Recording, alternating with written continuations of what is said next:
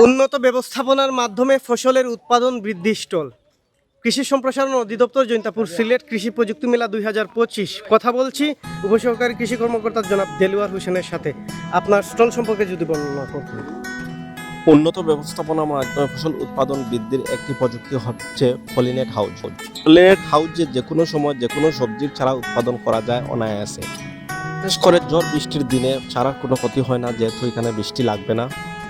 হাউজের ভিতরে চারা উৎপাদন করার জন্য রোগ এবং পোকামাকড়ের আক্রমণ কম হয়, এখানে পোকার আক্রমণ হয় না, তাই এটি নিরাপদ ফসল উৎপাদনের একটি গুরুত্বপূর্ণ মাধ্যম।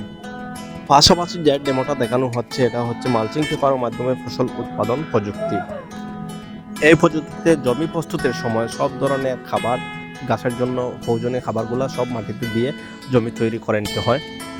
মালচিং পেপার মাটিতে রস সংরক্ষণ করে রাখে, তাই সেচ অনেক কম লাগে। পদ্ধতিতে চাষ করলে আগাছা হয় না, তাই আগাছার জন্য কোনো শ্রমিকের প্রয়োজন হয় না এবং পরিচর্যার প্রয়োজন হয় না। জমি প্রস্তুতের সময় সব সার দেওয়ার জন্য, পরবর্তীতে সার দেওয়ার জন্য আর শ্রমিকের প্রয়োজন হয় না, তাই আর্থিকভাবে লাভবান হয়। অন্যদিকে ফসল উৎপাদন কিন্তু অন্যান্য পদ্ধতির চাইতে দ্বিগুণ ফসল উৎপাদন হয়।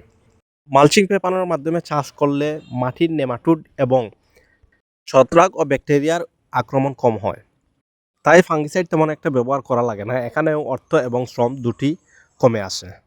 মালচিং পেপার মাটির আর্দ্রতা ধরে রাখে, তাই এখানে বিভিন্ন ধরনের উপকারী অণুজীব জীবিত থাকে এবং অণুজীবগুলা সক্রিয়ভাবে কাজ করে, তাই মাটির উর্বরতা বৃদ্ধি করে এবং ফসল উৎপাদন অনেক গুণ বেড়ে যায়।